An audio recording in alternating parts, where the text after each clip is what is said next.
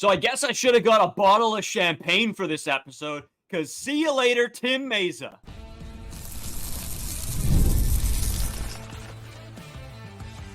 You are Locked On Blue Jays, your daily Toronto Blue Jays podcast. Part of the Locked On Podcast Network, your team every day. Welcome back to Locked On Blue Jays. Thank you for making Locked On Blue Jays your first listen every day. We are free and available wherever you get your podcasts and on YouTube of the Locked On Podcast Network, your team every day. Today's episode of Locked On Blue Jays is brought to you by the Tax Network USA. Did you know that it's never too late to resolve your tax issues with the IRS? Don't wait. Reduce your tax debt and get help from a team of licensed tax professionals. Call 1-800-549-1000 or visit tnusa.com/lockedon. I'm Braden Wasco. He's Carter First. You can find us on Twitter, Braden5 Wasco, Carter First 2, as well on Instagram and TikTok at Locked On Blue Jays as well. Drop a subscription if you're here on YouTube, or subscribe, whatever it's called. And if you're listening everywhere else, we really appreciate it. I have to preface what I said in the opening a little bit. I have liked Tim Mayza over the past few years. He's been a little bit up and down all of my radar. This year, he has been just straight horrible. So we're going to talk about Tim Mayza, and then we got a lot to talk about on the core moving forward. And, of course, we are out at a cabin this weekend. Very limited Wi-Fi. It would have been a bit of a, well, good luck us to get an episode out. So we're recording this Saturday, so we're not going to, go heavily into the sort of recaps of the games, but we will obviously have our YouTube shorts and our TikToks and Instagram reels that we will sort of do game by game, a little bit of breakdowns. So you can watch out for those. But Carter, let's get right into the Tim Mayza being DFA'd. Jose, I think it's Quas, is been recalled from AAA, excuse me.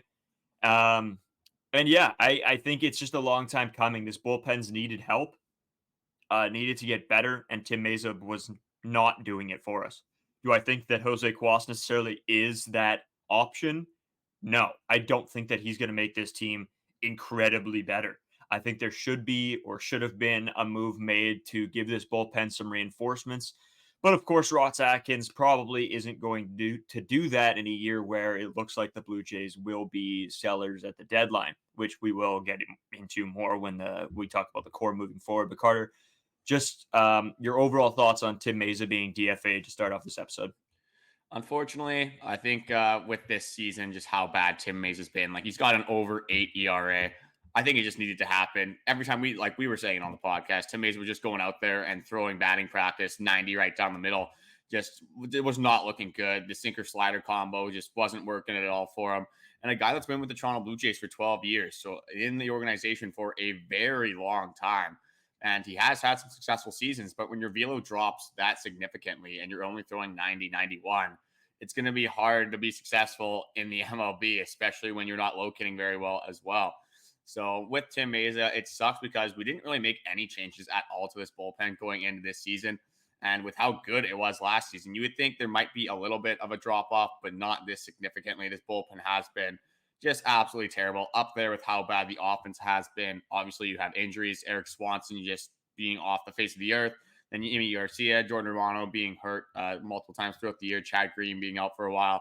Trevor Richards has really been the only guy that we can say consistently, since he hasn't been injured, has been a good relief pitcher on the Toronto Blue Jays for this entire season. But going back to Tim Mayza, it sucks that we missed out on a left-handed pitcher, but Brennan Little's just been better than him. Henry Cabrera has been better than Tim Mayza. Unfortunate to see him go, but it's definitely the right move in my opinion. We weren't calling him Tim Mayza for nothing. I do wish him the best. Hopefully he does continue his career with another MLB team, but I think it was definitely time to move on from Tim Mayza and this organization. Yeah, and I think that's the part of it, right? We never had any ill will to Tim Mayza as a person. I think seems like a pretty decent human being. So it's not like it's not, we don't want to throw any complete shade at him now. But when you're having to watch him give up home runs and runs every game, it's frustrating, and that's why when we talked about him, it was a little bit of shade. But yeah, really hope he has a great career somewhere else. Maybe not this year to make us look bad, but maybe in the next few years he can pick it up. I just wanted to go over what the bullpen sort of ERA looks like before adding Jose Quas today. So Chad Green, 1.53 ERA, Trevor Richards, 2.57, Henny Cabrera 4.26, Zach Pop 4.76, Pearson 5.23, Bowden Francis a 5.51, Little a 5.65, and of course Tim Mayza was sitting at an 8.03, which is just mind-bogglingly bad. But this bullpen just as a whole right now, Carter, just isn't doing it. I mean, you can't have one guy, two guys under a 4 ERA and expect to do anything well. And Trevor Richards has been immaculate. I've really, really liked him this season. But I mean, with Yimi Garcia, Jordan Romano, Erik Swanson, I don't know, being on Mars, it really hurts. It hurts not having a bunch of guys you can lean on. And that's the problem with this team right now is, man, do they give up a lot of runs out of the bullpen right now? Yeah, so I'm going to go over quickly. We said some positive stuff about Tim Mayza. I'm going to go over some negative performance stuff for Tim Mayza, and then I'm going to kind of get into the bullpen as a totality. So I'm just going to go over Tim Mayza's just like his last few bats with the Toronto Blue Jays, his last few at-bats. So Tim Mayza obviously comes in against the Boston Red Sox, and Chris Bassett's absolutely shoving, goes 7 innings. This team should win. If you don't remember this, Vladdy hit a ball pretty much to Mars. The Blue Jays were up 6-2. Tim Mayza comes into the game, gives up a single, gives up a double, then somebody is intentionally walked, and then he's out of the game. So he's given up 2 runs there.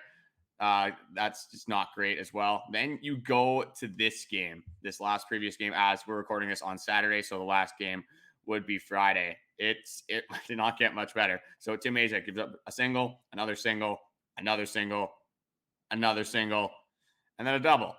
So Tim Mayza in his last 8 at-bats has not gotten 1 out and has given up 7 runs. That is not going to play, obviously.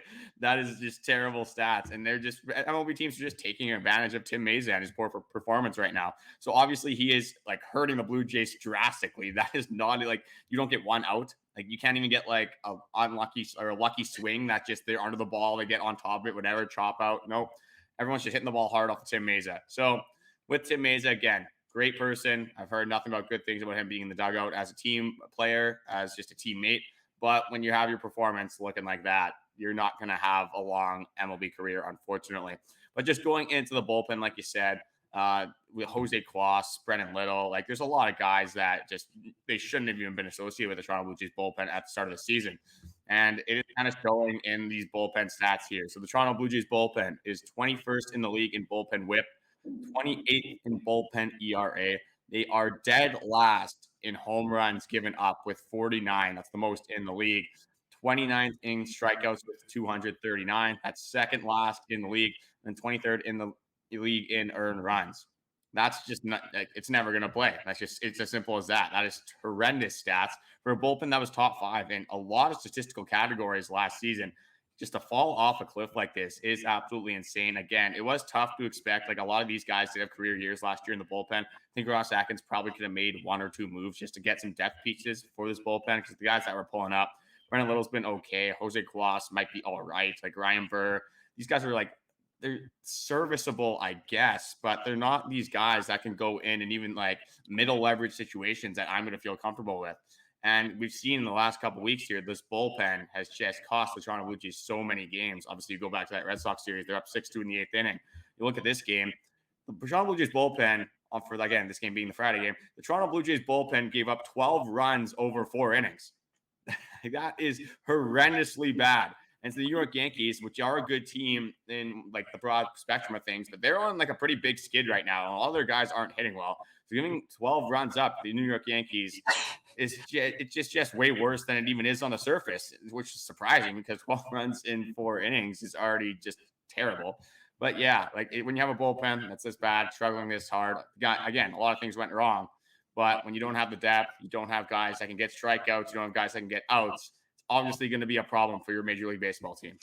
Oh, man, it's painful because we came into this season saying that, and even into the first bit of the year, we were saying that, oh, this bullpen isn't something that I'm worried about. I know me and you have both said that multiple times, like, oh, I'm not concerned about the bullpen. The guys just need to start hitting the baseball. Well, in the past little bit, the guys have started to hit the baseball, but the bullpen has been living under a rock, it seems like. They have been just terrible, obviously, over the stats you've been saying. But Carter, I got a little bit of a question here. since the beginning of the year, when we thought this bullpen was not going to be an issue, we would never have to look at it. Everything was going to be fine. To get to the point we are now, how shocked are you that they have fallen off so drastically? Yeah, I definitely could not have predicted this at the start of the season. I thought this bullpen, like at worst case, was going to be a middle tier bullpen. Like I said, some people might have had regressions. I didn't think Tim Mayza was going to go out and have a 1.52 ERA.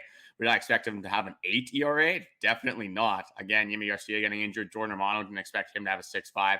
Definitely expected Erik Swanson to still be with the Toronto Blue Jays at the halfway point of the season. So again, a lot of things went wrong for sure. And like there's some things you can't account for. But at the end of the day, like you're going to have the next man up mentality. And one thing with the Toronto Blue Jays bullpen in 2023 is pretty much nobody got injured the entire season. And we had that very early on, Erik Swanson being injured, Jordan Romano being injured, all this stuff at the start of the season. So again, you had to expect some injuries. And you can go to Ross Atkins a little bit for this as well, for not building a lot of the depth that we did have at one point. Looking at the starting pitching as well. At one point, we didn't even have a fifth starting pitcher because Mitch White was DFA'd. A bunch of other things happen as well that is tough to account for, but that's why you want to have pitching depth. But yeah, I'm definitely going to say that I'm surprised that the bullpen is pretty much bottom 5 in a ton of statistical stats when regarding to the bullpen. Just absolutely insane. Didn't think we'd be here right now. No, that's sort of where I'm coming from as well. Like going into this year, I really thought that, yeah, like you said, a middle tier bullpen. Am I shocked? I think we've seen parts of this bullpen be bad in the past. So I wasn't as high on them as you were coming off of last year. But I never thought in a million years that they'd be this terrible, that we'd have to DFA Tim Mayza. I mean, I just didn't see any of this coming. And it's painful to watch. This team right now is tough because it's like one part of their game is on and then the other two fall off a cliff, or this component starts to do well, but then then the bullpen starts to be bad, and then the hitting's bad when the bullpen gets good, and then I mean the starting pitching has been pretty consistent all season. But yeah, those other two just seem to flip flop which one wants to be bad which week, and that's what ends up costing the games. This team needs to start winning, Carter, at the end of the day, and otherwise it might be time to sort of switch up the core, and that's what's been talked about a little bit in Blue Jays land here.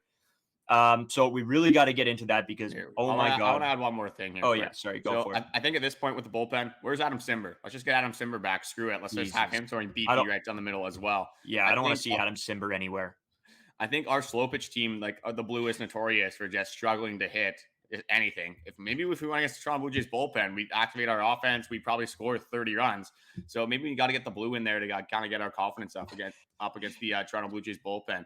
But yeah, just it sucks that we're at this point when the offense is finally starting to hit. Vladdy is just turning it up. George Springer looking a lot better in these last 4 games, and then this bullpen is just terrible. Like you said, when one thing starts to pick it up and starts going well, there's something else that just has to fall through the cracks and just get completely lost on the Toronto Blue Jays. But yes, you were right.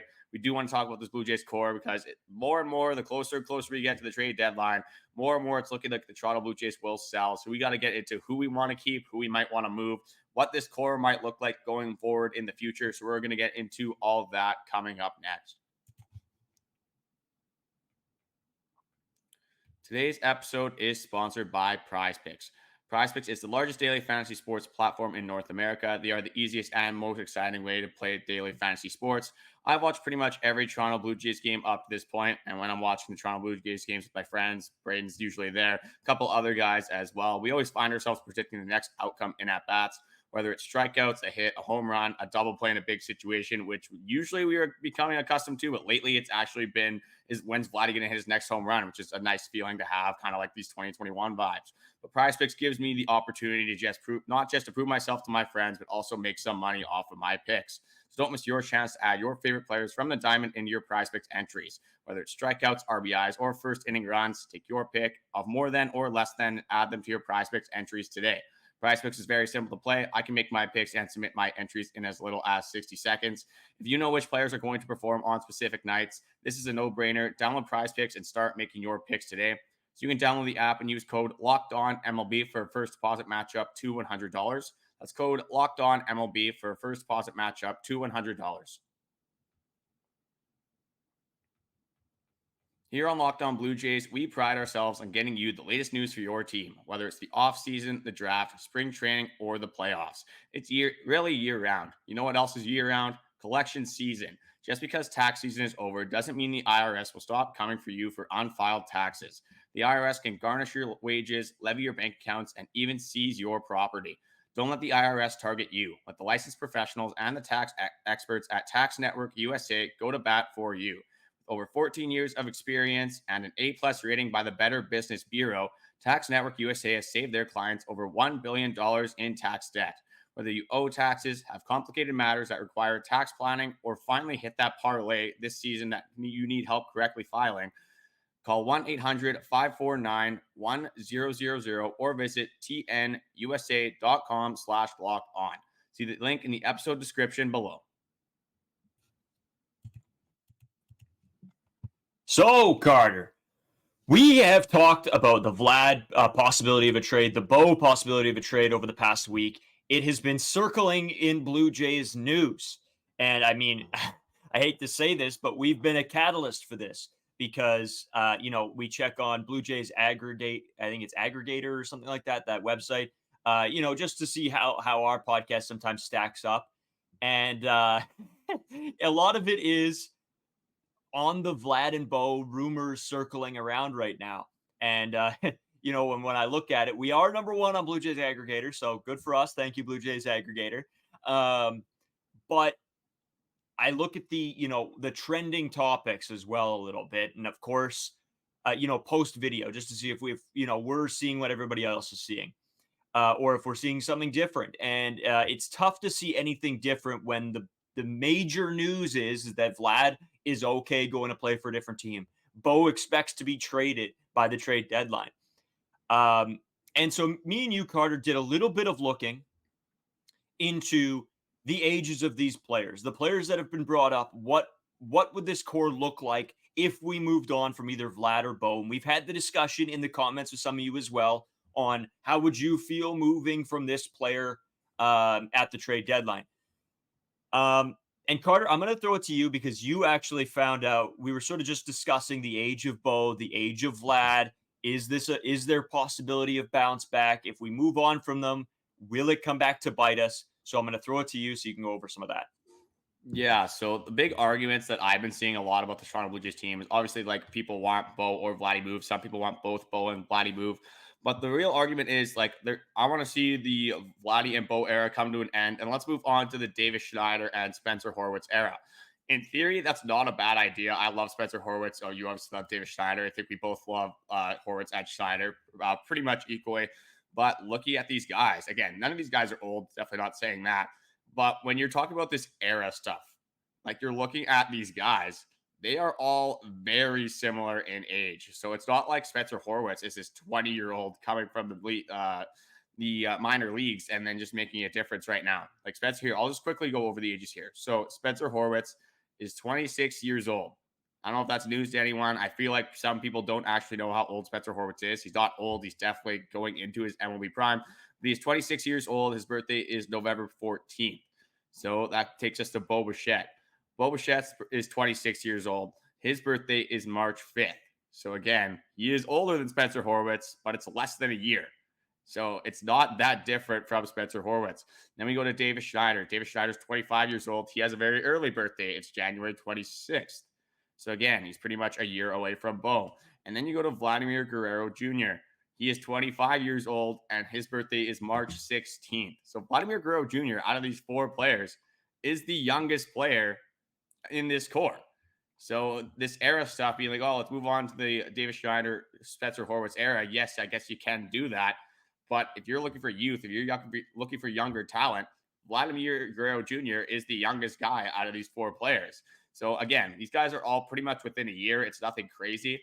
But for me, again, maybe you have to move on from Bo Bichette. I think with that Bo Bichette quote, it's not necessarily. You can take it a bunch of different ways. Because he said he wouldn't be surprised. I don't know if that's just from a team state because the Toronto Blue Jays team is looking like they're going to sell at the deadline. They've had the score together for so long. So maybe he's just like, oh, I wouldn't be surprised if I would get moved. Maybe it's not necessarily like I don't want to be here. But again, it's all speculation. You can kind of spin that any way you want. But yeah, you got Spencer Horwitz, you have David Schneider. Those two players aren't going to be moved. It's just not a possibility. If you move Bo Bichette, if you move Vladimir Guerrero Jr., you got to be thinking for the future. You got to think, hey, are these guys going to sign with the Toronto Blue Jays at the end of the 2025 season? So that is something that they're hopefully engaging in conversations with. Again, you don't necessarily want them to be doing that right now, but the way the Toronto Blue Jays season is going, I think you have to be prepared for all paths, all roadways here, which direction this team is going to go. So for me right now, this might be a little bit of recency bias, but Vladimir Guerrero Jr. is raking, and Bo Bichette, at least Vladdy has said that he would have interest in staying in Canada. Obviously, he said he would now be open to playing for the New York Yankees. I know the Astros are interested in him. Definitely do not want to see him in a Yankees jersey. But again, maybe they move off from one guy. You got to look at the future. There's a bunch of different directions this could go. So again, for me personally, I would much just rather have Bo Bichette, Vladdy, Schneider, and Horwitz all be playing here at the same time. Because like I said before in this podcast, again, you can trade one of these guys, Bo Bichette or Vladdy, get a bunch of prospects back, but prospects are pretty much, in a sense, it's like buying a lottery ticket. You don't know how it's going to pan out. You could hit big, you could win the jackpot, or you could absolutely strike out and get nothing. So you don't want to give these players away from nothing for nothing. They're still like coming up to their primes. These guys are, the oldest one is Bo Bichette at 26 years old. He still has a lot of MLB career left. And you just know if he gets moved to the Dodgers, he gets moved to the Padres, the Braves, whatever it is, you know he's just going to start raking. So again, this is going to be an interesting conversation. We're going to have to see kind of how this next couple of weeks of Blue Jays baseball pans out. They're still on the hunt. They might not sell at all. They might just retool. If they go another big losing streak, they might just blow it up completely. So again, I'll throw it back to you. Like, where are you kind of at with this core? Who do you want to see remaining with the Toronto Blue Jays? And do you see them just completely blowing it up at the trade deadline? Oh man, I get so much in my head about this. I don't know necessarily which way I'm leaning, but you brought up the fact that if you move on from Bo Bichette, is he going to go to another team and start absolutely lighting it up? And I think that's exactly what would happen. And then Blue Jays fans would be kicking themselves for wanting Bo's head when it would be another Teoscar Hernandez situation where Teo goes and I mean obviously this year with the Dodgers he's been lighting it up.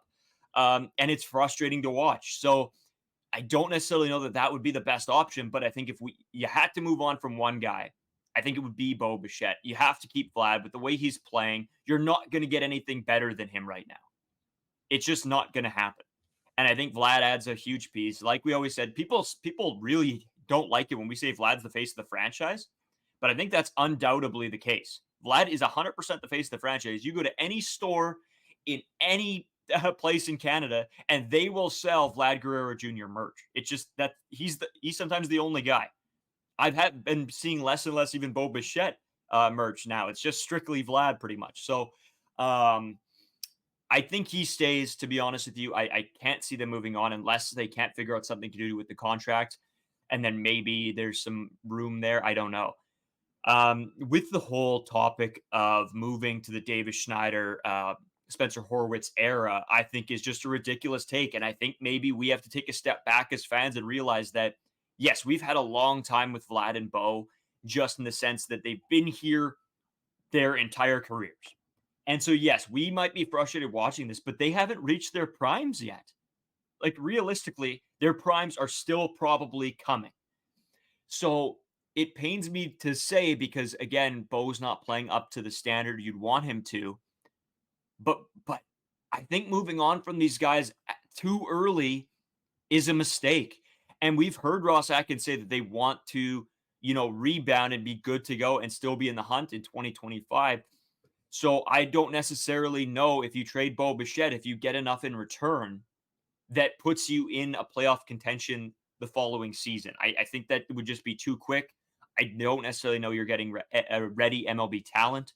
I think you're probably getting prospects. And as you said, it's a crapshoot with prospects all the time. You could draft a guy in the first round and still not know if he's going to pan out or not.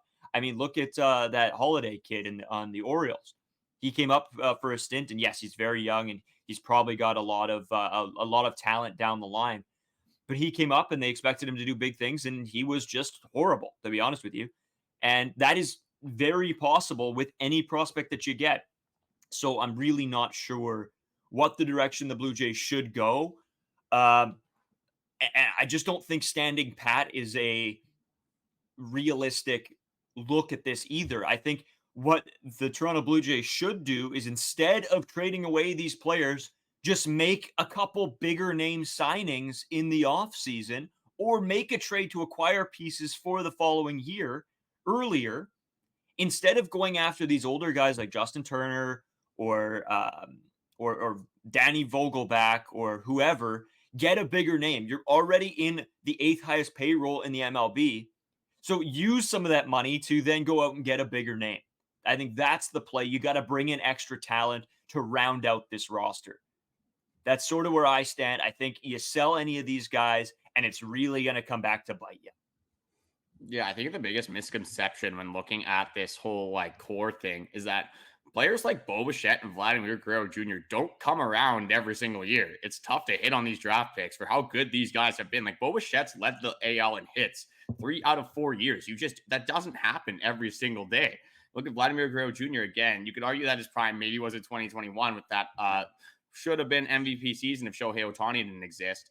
But like looking at these guys, like you look at throughout history, Travis Schneider is supposed to be this just unbelievable Jays player, really did nothing. Aaron Sanchez had a couple good years, highly touted player, hasn't really panned out whatsoever. So you're looking at a lot of these players. Spencer Torkelson is another guy, just a random MLB guy who just doesn't look good at all. He was a former first overall pick, just hasn't really panned out at all. So these guys aren't sure things. So you move on from Vladdy, you move on from Bo, you're really taking a risk. And at that point, if you move on from these guys, you're going into a full rebuild. That's just simply how it is. You're doing the whole prospect haul. You're trading away pretty much every single player you can. And then as Blue Jays fans, we'd have to be ready to just be really bad for 5-6 years, probably something like that. And again, like that's not something I necessarily want to settle for right now. This team does have a lot of problems, obviously, as we went over. The bullpen's not good. Some of these starting pitchers are getting older. When you look at Vladdy, you look at Bo, minus Bo from this year, they haven't overly been the problem. It's been the supporting cast, it's been the guys around them. Now you have guys like Dalton Varsho as well you can throw into this core. He's not very old either. You got Ernie Clement, who again is 29, but a guy that can just be a solid piece to have around you. If you go into the draft, you maybe trade for some other talent. You take more risks on guys that are younger instead of 39-year-old Justin Turner. Again, he hasn't been completely terrible, but he hasn't really been what you wanted. Kevin Kiermaier, an older guy. George Springer, as of late, has been good.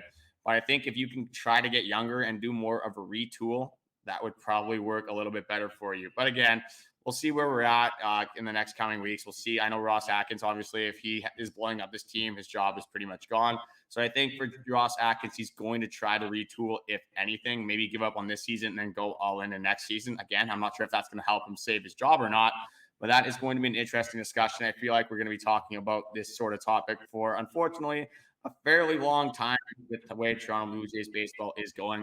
Let us know how you feel. If you think we should move on from Bichette, Vladimir Guerrero Jr., do you think we're just idiots and we don't know what we're talking about? That could definitely be a possibility as well. Would you rather just us move on with Spencer Horwitz and David Schneider as these core players and just kind of leave the past in the past, leave the big three in the past?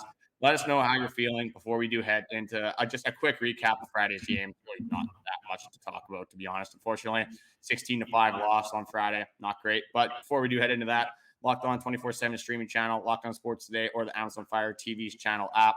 Expert analysis on pretty much every sport you could think of, the Big Four, WNBA, college sports, you name it, should be over there. Perfect opportunity to check out expert analysis.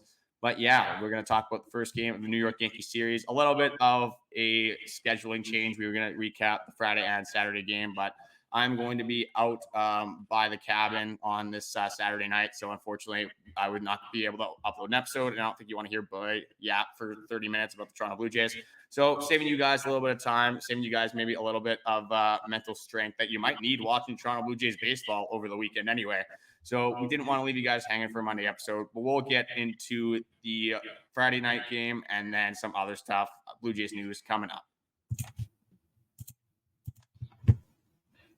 Today's episode brought to you by FanDuel. I love sports. I love them so much that I never want them to stop. But as the playoffs wind down, we get fewer games, and all the sports aren't sportsing like I want them to. But FanDuel lets me keep the sports going whenever I want. All I have to do is open the app and dream up bets anytime I'm in the mood. You guys know I always say FanDuel, one of my favorite apps. I've been very up and down lately on my bets. The Blue Jays have been shocking me and also letting me down. It seems like if I bet on the Blue Jays, it just goes the opposite way. So Maybe don't listen to me for the bets on this one, but I mean, there's lots of stuff to do. I mean, some of the pitchers, the over-unders, I usually try to focus on those. And this summer, FanDuel is hooking up all customers with a boost or bonus daily. That's right. There's something for everyone every day, all summer long. So head over to FanDuel.com/lockedon and start making the most out of your summer. FanDuel, official sports betting partner of Major League Baseball. So a very disappointing letdown game. But Carter, before we get into that, a little bit more of an insight into the workings of Locked On Blue Jays here quick. We have a Monday episode. We usually wait till the weekend. We recap everything. Long weekend sort of puts a dagger into our plans. We would have done an episode straight from the cabin, but being able to get the episode uploaded and out would have been a little iffy, and we didn't want to leave you guys hanging with no episode. So we decided to do this, and thank God there was a ton of news to come out.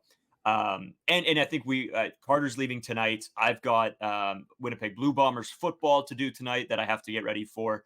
And I won't be back till probably 11:30 tonight. And then, we head off to the cabin first thing in the morning. We got a little bit of a golf round. We just had a Beer Olympics last weekend. And for some reason, we're doing back-to-back weekends at Beer Olympics, which is just the most ridiculous thing I think we've ever decided. But you know what? It's going to be fun. We're going out there with a bunch of friends. Too bad Justin Powers won't be there with us, but he's in a little bit of a family golf tournament that they do every year out at their cabin. So I'm sure he's having fun. Little shout out to him. But Carter, let's get right into what was a disaster, to say the least. This bullpen, we've sort of covered it a little bit in the first segment, but this bullpen was so bad. It was nice seeing Vlad launch. That was a big part for me, is you're starting to see Vlad find that launch angle. He's always had the power to do so. You see the exit velocity off the bat, but now he's finding that launch angle to get the ball out of the yard. And that is such a big thing. If Vlad can start hitting home runs, I mean, you turn some of those innings where maybe you have runners on 1 and 2, Vlad coming up and he hits a single, and maybe he scores one run, but maybe the bases are loaded and then the Blue Jays fumble and they can't score runs. If Vlad's able to punch that ball out with a better launch angle, that's 3 runs right there. And that changes a baseball game. You need the long ball. As much as I love watching guys, hit for average and whatever, you need guys that are able to, send the ball out of the park. And holy moly, Vlad kills baseballs. Yeah, Vladdy's just been on the loose as of recently. 5 home runs in his last 7 games. Maybe we're starting to see a little bit of a Vladimir Guerrero Jr. breakout, and what a good time for it to come, because IKF is raking, George Springer is starting to rake as well. If Bichette can start picking things up, Dave Schneider could just keep producing clutch hits. Dalton Varsho hopefully could pick it up a little bit as well. Jano's been a little bit bad recently. Hopefully he can pick it up. Again, a lot of hopes is the problem that I have. Right now, there's 4 things I want to go over. The first one we kind of touched on is how bad the bullpen is. So I'm going to leave that until the last thing. But the other 3 are positive. So we're going to start with Vladimir Guerrero Jr. Obviously, 5 home runs in his last 7 games. And over his last 7, he is hitting .406 with a 1,000 slugging, 14 RBIs over the last 7 games, 13 hits. He's on the loose. He's absolutely on the loose. There's nothing that Vladimir Guerrero Jr. can't hit right now.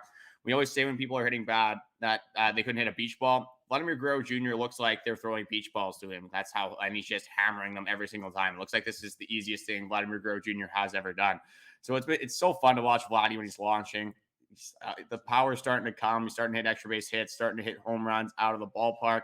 So that is a huge positive. Another guy I want to get into is IKF. IKF is also raking. Like this guy, look at his season stats here. 286, 7 home runs. I think his career high is like 10 for home runs. So he's getting close to that already. An OPS of 750. What a signing. What is signing by Ross Atkins? Again, maybe this is a career year. Maybe this, looking at the trade deadline and where the Toronto Blue Jays team is going to be at, maybe you sell high on IKF. But again, over his last 7 games, he's hitting .423, a 500 OBP, and a slugging of 769. Never would think that IKF would be slugging this well with the Toronto Blue Jays. But sucks for the Yankees. They picked the wrong shortstop to keep. Anthony Volpe is just kind of a bum. Simple as that. IKF's just better than him. IKF is making the New York Yankees pay right now. He got hit by 3 pitches in the first game. He's hitting home runs. He's on beauty watch, beauty status here. And the last one is George Springer. I think you have to go over him as well. Starting to pick it up here. His last 7, he has 3 home runs, 10 RBIs, an average of 308. Finally getting above the 300 mark, even above 250. I said for George Springer would be very good. But again, another huge single for George Springer, driving in 2 runs early on in the baseball game. That's what you need from George Springer. You just need him to be productive. You don't need him to hit a home run every single game. You can't have his at-bats be worse than Little League at-bats. He's finally starting to pick it up. He's seeing the ball better. He's starting to make better contact, and it is about time for George Springer. Yeah, and I've said my piece on George Springer at this point. I mean, we've gone over that he's looked better. We've also talked about that we need him to be consistent. We don't need him to hit 3 home runs a game. That'd be great, but or 2 home runs a game, but we need him to be consistent. And we'll see. We'll see what the rest of the weekend holds. We'll see what next week holds and see if he can keep something going on. But no, huge tip of the hat. We got to give IKF more flowers than I've probably given anybody.